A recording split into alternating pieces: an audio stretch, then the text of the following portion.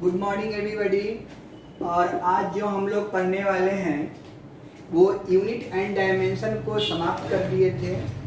उसके बाद है मोशन इन अ प्लेन। यहीं से आपका फिजिक्स का जो इवेंट्स हैं, फिजिक्स का जो आपका सीरियसनेस है वो यहीं से शुरू होता है। Motion in a plane. अब इस मोशन इन अ प्लेन को हम लोग वेक्टर के रूप से पढ़ेंगे, वेक्टर में पढ़ेंगे मोशन इन अ प्लेन।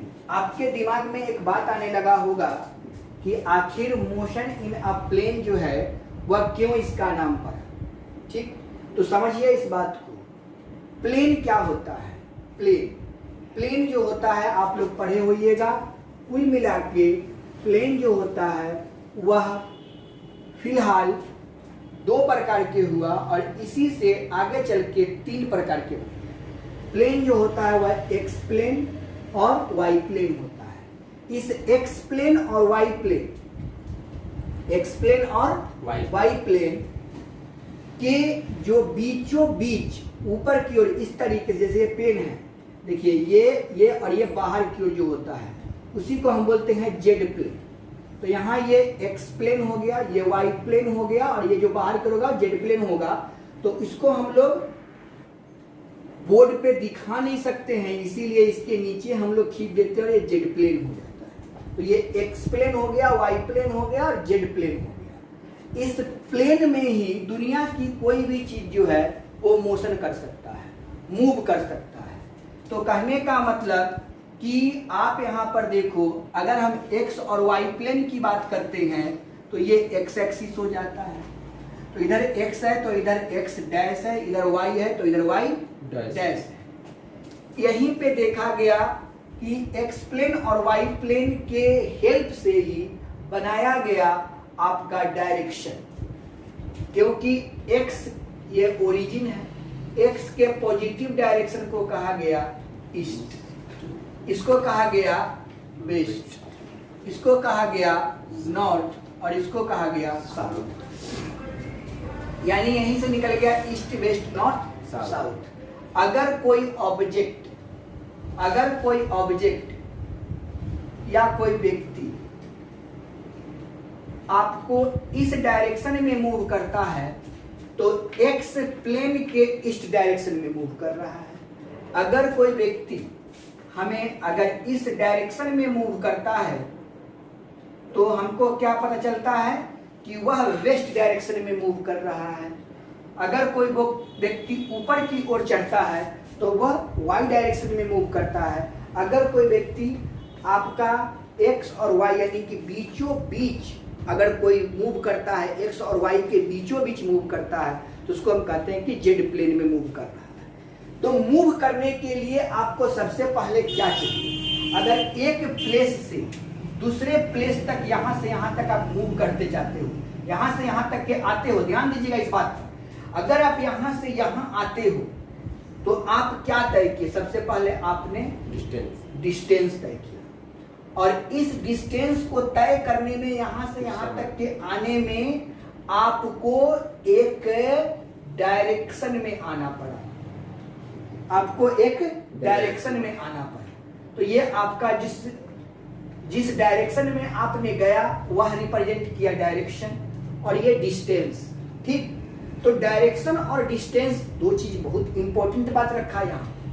तो इस डायरेक्शन और डिस्टेंस और ये जो यहां से यहां तक जो दूरी तय करते हैं उसी डिस्टेंस को हम लोग पढ़ते हैं मैग्नीट्यूड। तो यहां पर आ गई मैग्नीट्यूड, ये हो गया डायरेक्शन। अब एक प्लेस से यहां तक आने में तो अच्छी बात है, लेकिन किसी आदमी ने कहा कि हमको यहां से यहां आके और फिर हमको यहां से यहां जाना है, इस तरह से। तो आपने क्या देखा कि अभी इसका डायरेक्शन है, लेकिन यहां पर आपने क्या देखा कि इसकी रूपरेखा कुछ बदल गई। इसकी मैग्नीट्यूड तो यहां से यहां तक हो गया, इसकी मैग्नीट्यूड यहां से यहां तक हो गया। जो दूरी है वही आपका क्या है? मैग्नीट्यूड है। लेकिन एक प्लेस से हमको यहां तक के आने में ईस्ट डायरेक्शन का भी सहारा लेना पड़ा और इस डायरेक्शन का भी सहारा लेना पड़ा। इसके बारे में अभी हमको नहीं बताया कि ये कौन सा डायरेक्शन कहलाएगा।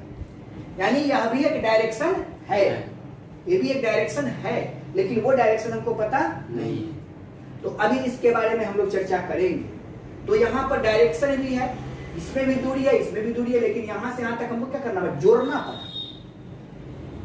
तो जहां पर दो मैग्नीट्यूड डायरेक्शन के साथ ऐड होता है उसी को कहा जाता है लॉ ऑफ एडिशन। इसको कहा जाता है लॉ ऑफ एडिशन। क्लियर? तो जिसके पास डायरेक्शन और मैग्नीट्यूड हुआ, जिसके पास डायरेक्शन और मैग्नीट्यूड हुआ उसको कहा गया वेक्टर। उसका नाम डायरेक्शन और मैग्नीट्यूड वाले चीज का नाम रख दिया गया वेक्टर। कि जिस क्वांटिटी के पास डायरेक्शन और मैग्नीट्यूड होगा वह कहलाएगा आपका वेक्टर। और यह वेक्टर जो एक स्थान से दूसरे स्थान तक पहुंचाने का काम करेगा उसको हम बोलेंगे लॉ ऑफ एडिशन। क्लियर है? यानी कि मोशन इन अ प्लेन की अगर बात की जाती है तो वहां पर तीन चीज मुख्य रूप से आपको दिखाई देना चाहिए। एक डायरेक्शन, मैग्नीट्यूड और लॉ ऑफ एडिशन। अब इस डायरेक्शन और मैग्नीट्यूड के चलते किसी क्वांटिटी का नाम पड़ गया वेक्टर। क्या नाम पड़ गया? वेक्टर। यानी जिसमें डायरेक्शन और मैग्नीट्यूड होगा उस क्वांटिटी का नाम हो जाएगा वेक्टर क्वांटिटी। यानी इसका नाम हो गया वेक्टर क्वांटिटी।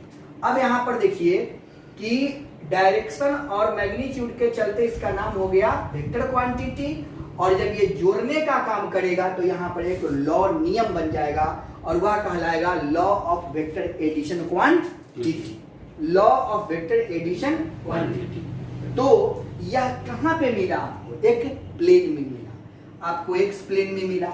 अब कहिएगा कि सर अभी आप चर्चा कर रहे थे कि सर ऊपर की ओर जो जा रहा है उसके पास भी डायरेक्शन है। तो हमने बोला कि ये आपका क्या है, एक्स प्लेन, ये क्या है एक्स डैश प्लेन, ये क्या है वाई प्लेन, ये क्या है वाई डैश प्लेन। तो अब हमने जो यहां से अगर बीचों बीच इस डायरेक्शन में गए, डायरेक्शन है यह डायरेक्शन है, तो इसको कौन सा डायरेक्शन बोलेंगे? East direction. इसको क्या बोलेंगे? West direction. इसको क्या बोलेंगे? South direction. इसको क्या बोलेंगे? North direction. तो ये जो प्लेन जो हमने खींचा है उस प्लेन का नाम क्या होगा? तो इधर आपका क्या है? ईस्ट, इधर आपका क्या है? नॉर्थ। तो अगर बीचों बीच मतलब 45 डिग्री के एंगल पे जाएगा तो इसको पढ़ेंगे नॉर्थ ईस्ट डायरेक्शन। ठीक है? नॉर्थ ईस्ट डायरेक्शन, या और इसी को पढ़ सकते हैं आप ईस्ट नॉर्थ डायरेक्शन। अभी केवल डायरेक्शन पर चर्चा कर रहे हैं क्योंकि प्लेन पढ़ना होगा, प्लेन पढ़ना होगा तो क्या करना होगा? डायरेक्शन पहले जानना होगा। इसी डायरेक्शन की वजह से इसका नाम वेक्टर पड़ा है। तो डायरेक्शन और मैग्नीट्यूड जब तक क्लियर नहीं होगा, मतलब मोशन इन प्लेन जो है उसको मोशन इन प्लेन ना बोल के आप शॉर्ट में क्या बोल सकते हैं? वेक्टर। तो मोशन इन प्लेन को शॉर्ट में वेक्टर बोलिएगा तो आखिर आपको दिखाना तो पड़ेगा कि मोशन हो रहा है। तो इस डायरेक्शन में चलिएगा तब भी मोशन होगा, उस डायरेक्शन में चलिएगा तब भी मोशन होगा, इस डायरेक्शन में चलिएगा तब भी मोशन होगा। यानी ये body moves in east direction is called motion in a plane in east direction. Motion in a plane in east direction, motion in a plane in west direction, motion in a plane in northeast direction. Or all direction and magnitude related to this quantity is called vector. Is called vector quantity. अब यहाँ पे हमको ये समझ लेना है कि sir बीचों बीच गए वो तो उसका नाम आप लिखते हैं नॉर्थ ईस्ट डायरेक्शन। अगर हम बीचों बीच नहीं जाके, बीचों बीच नहीं जाके हम थोड़ा सा ऐसे मूव करते हैं तो ये आपका क्या है? ईस्ट है और ये आपका क्या है? नॉर्थ। ईस्ट और नॉर्थ है। तो यहाँ पर देखिए ईस्ट ज्यादा एंगल ले रहा है, सॉरी नॉर्थ ज्यादा एंगल ले रहा है और ईस्ट कम एंगल ले रहा है। तो जो कम लेगा और जो ज्यादा लेगा तो क्या होगा, north of east direction, north of east direction पढ़ेंगे। तो जो कम लेगा उसको हम लोग सीख गए कि क्या बोलना है। तो इस तरीके से हम लोगों ने डायरेक्शन के बारे में कुछ स्टडी किया। अब इस डायरेक्शन को प्लेन में हम लोग मूव करवा के दिखा लिया, इसीलिए इसका नाम पड़ गया मोशन इन अ प्लेन। और वेक्टर के बारे में ये कब नाम लाया न गया, जब वो ऑब्जेक्ट या पार्टिकल या कोई वस्तु किसी प्लेन में डायरेक्शन और मैग्नीट्यूड के साथ मूव कर रहा था तो उसका नाम पड़ गया वेक्टर क्वांटिटी। क्लियर है? तो अब देखिए वेक्टर क्वांटिटी को तीन भागों में बांटा, सॉरी फिजिकल क्वांटिटी को जो भी मूव कर रहा है वो क्या है, फिजिकल क्वांटिटी है। तो फिजिकल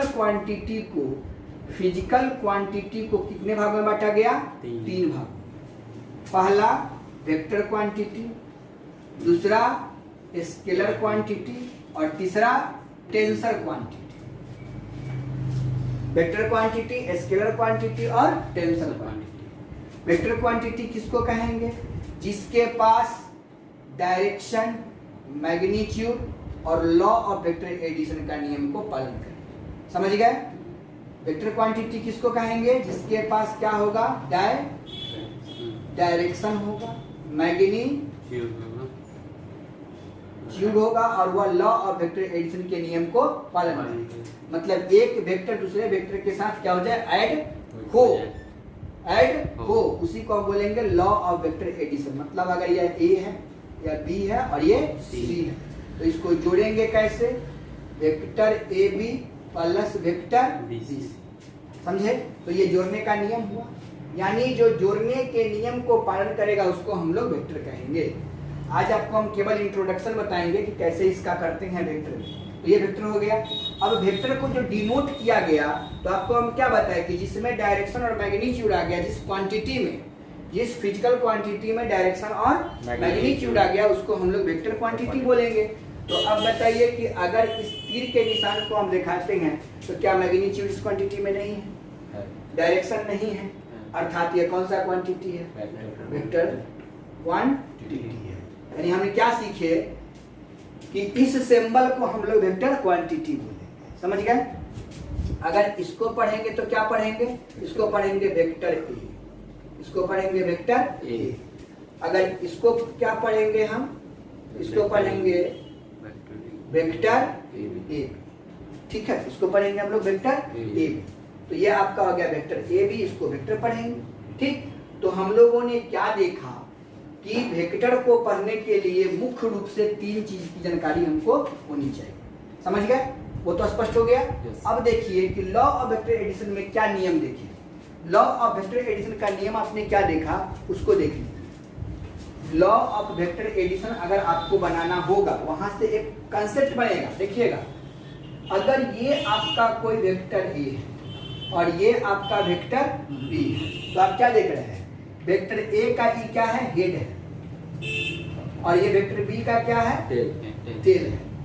तो एक का हेड और दूसरे का टेल जब तक एक साथ नहीं होगा तब तक आप उसको जोड़ नहीं सकते। मतलब एक का हेड और दूसरे का टेल होगा तभी वो जोड़ के नियम को पालन करेगा। यानी कि अगर मुझे मान लीजिए कि ये वेक्टर ए है, ये वेक्टर बी है और ये वेक्टर सी है, अब इस तीनों को जोड़ना है तो कैसे जोड़ेंगे, वेक्टर ए के साथ वेक्टर बी और वेक्टर बी के साथ वेक्टर सी, ए बी और ये सी। अब क्या होगा कि इस तीनों का जो मैंने टेल टू हेड अगर कनेक्ट कर दीजिएगा तो इसी को हम बोलेंगे रिजल्टेंट वेक्टर। समझ गए? इसको बोलेंगे रिजल्टेंट वेक्टर। मतलब अगर इस दोनों को बोलेंगे तो क्या होगा, resultant vector of A and vector B. इसको क्या पढ़ेंगे, resultant vector of vector A B and C. यानी आपको जोड़ने के लिए आपको क्या होना चाहिए वो समझ में आ गया। अब देखिए, जिस वेक्टर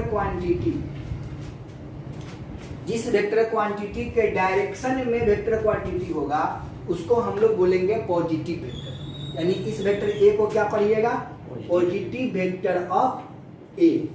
अगर इसका डायरेक्शन इधर है और इस वेक्टर का डायरेक्शन इधर है इसको क्या पढ़ेंगे, निगेटिव वेक्टर ऑफ ए।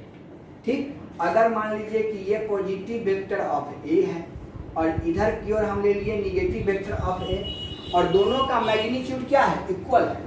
इसका जो मैग्नीट्यूड है वही इसका मैग्नीट्यूड है, यानी वेक्टर ए का जो मैग्नीट्यूड है वही वेक्टर इस ए का मैग्नीट्यूड के बराबर है, लेकिन डायरेक्शन दोनों का क्या है, अपोजिट है।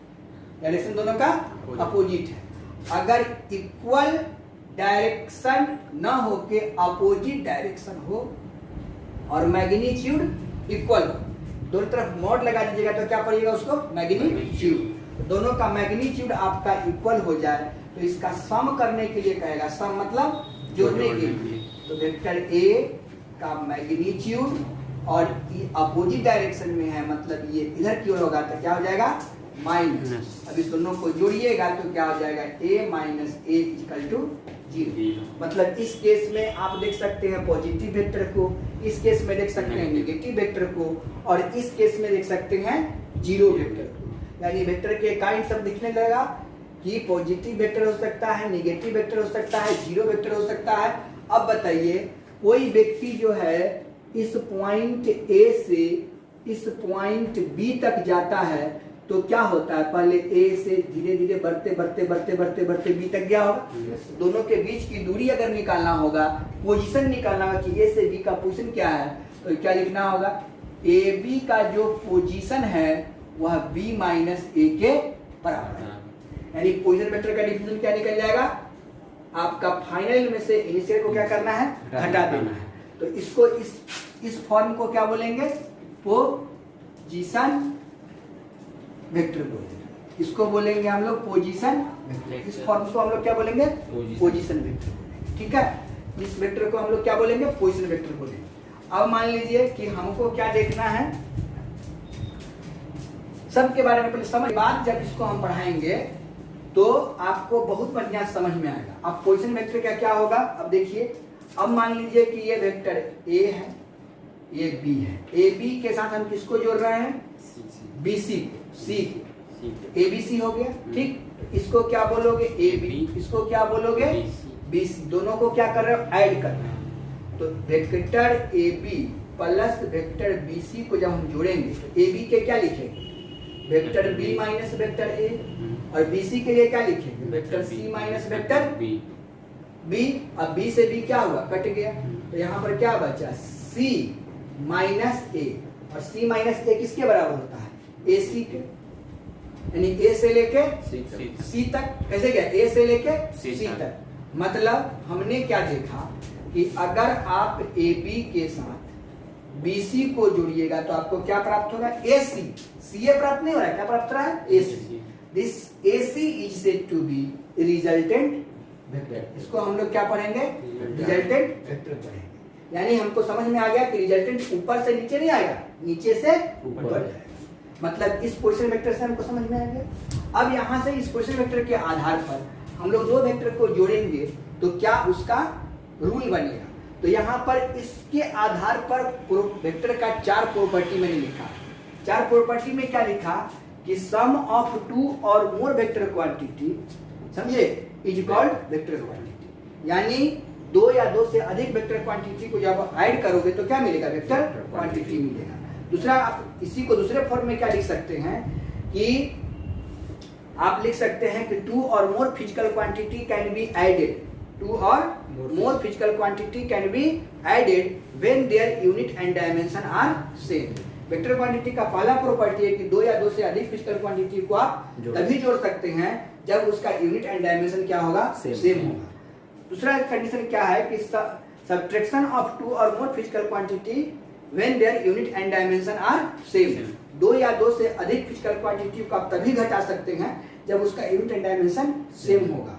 टू और more physical quantity can be multiplied together, two और more physical quantity can be multiply together. यानी दो या दो से अधिक फिजिकल क्वांटिटी को आप गुना कर सकते हैं। और चौथा कंडीशन है कि टू और more physical quantity can B divide together. किसी भी दो वेक्टर क्वांटिटी को आप डिवाइड कर सकते हैं तो उसमें कोई कंडीशन लागू नहीं होता है।